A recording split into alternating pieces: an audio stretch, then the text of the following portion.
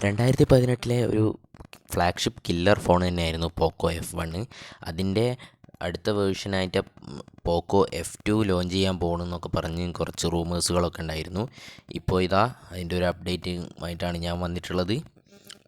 എൻ്റെ ചാനൽ ആദ്യമായിട്ട് കാണുന്നവരാണെങ്കിൽ ചാനലൊന്ന് സബ്സ്ക്രൈബ് ചെയ്യുക, തൊട്ടടുത്തുള്ള ബെല്ലൈക്കണും എനേബിൾ ചെയ്യുക.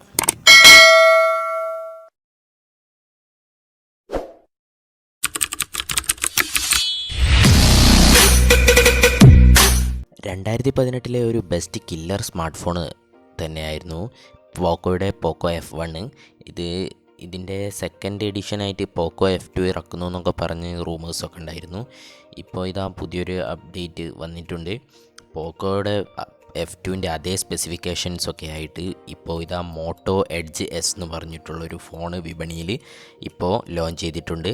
പോക്കോ F2ൽ നമ്മൾ പ്രതീക്ഷിച്ചിരുന്ന സ്പെസിഫിക്കേഷൻസൊക്കെ ആയിട്ടാണ് ഇപ്പോൾ മോട്ടോറോള ഈ ഫോൺ അവതരിപ്പിച്ചിട്ടുള്ളത്.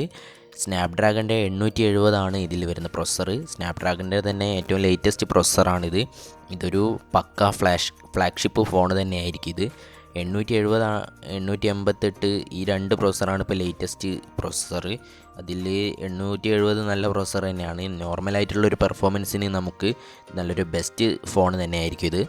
ഈ ഫോൺ ഇപ്പം ചൈനയിലാണ് ലോഞ്ച് ചെയ്തിട്ടുള്ളത്. ചൈനയിൽ ഇതിൻ്റെ പ്രൈസ് എന്ന് പറയുന്നത് 22,500 രൂപയാണ് ബേസ് വേരിയൻറ്റിന് വില വരുന്നത്. ഇനിയിപ്പം പോക്കോ F2 വരികയാണെങ്കിൽ തന്നെ ഇതിലും പ്രൈസ് കുറച്ച് ഇതിനേക്കാൾ ഡബിൾ സ്പെക്സൊക്കെ വെച്ചിട്ട് തന്നെ വരേണ്ടി വരും. എന്തായാലും നമുക്ക് ഇപ്പോൾ മോട്ടോ ബ്രാൻഡിൽ വരുന്ന നല്ലൊരു ഫോൺ തന്നെയായിരിക്കും മോട്ടോയുടെ എഡ്ജ് എസ് എന്ന് പറയുന്നത്. 2021 ഇപ്പം വന്നിട്ടുള്ളതിൽ ഫസ്റ്റ് ഫ്ലാഗ്ഷിപ്പ് കില്ലർ ഫോൺ തന്നെയാണ് മോട്ടോ ഈ എഡ്ജ് എസ് എന്ന് പറയുന്നത്. ഇതൊരു അടിപൊളി സ്പെസിഫിക്കേഷൻസൊക്കെ ആയിട്ട് വരുന്ന നല്ലൊരു ഫോൺ തന്നെയാണ്. 6.7 ഇഞ്ചിൻ്റെ ഫുൾ HD പ്ലസ് ഡിസ്പ്ലേ ആയിട്ടാണ് ഈ ഫോൺ വരുന്നത്. 90 ഹെർട്സിൻ്റെ റിഫ്രഷ് റേറ്റും LCD പാനലും ആയിട്ട് വരുന്നൊരു ഫോണാണ്.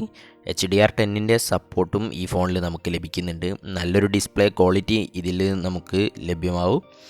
അതുപോലെ ഫ്ലാറ്റ് ഡിസ്പ്ലേ ആയിട്ടാണ് ഈ ഫോൺ വരുന്നത്.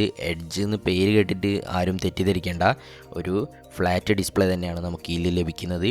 ഇതിൻ്റെ ക്യാമറ 64 മെഗാ പിക്സൽ മെയിൻ ക്യാമറയും 60 മെഗാ പിക്സലിൻ്റെ വൈഡ് ആംഗിൾ ലെൻസും 2 മെഗാ പിക്സലിൻ്റെ ഡെപ്ത് സെൻസറും 2 മെഗാ പിക്സലിൻ്റെ TOF ലെൻസുമാണ്.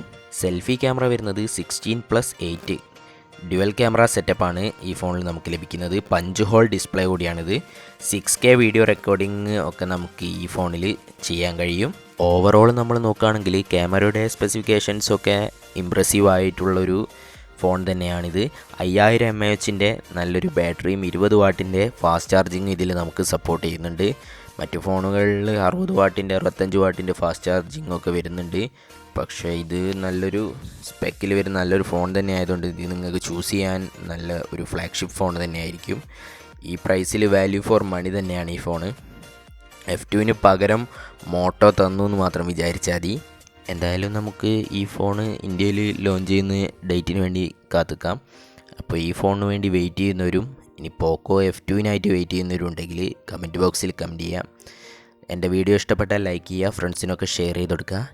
എൻ്റെ ചാനൽ ഇതുവരെ സബ്സ്ക്രൈബ് ചെയ്തിട്ടില്ലെങ്കിൽ സബ്സ്ക്രൈബ് ചെയ്യുക, തൊട്ടടുത്തുള്ള ബെല്ലൈക്കണും എനേബിൾ ചെയ്യുക.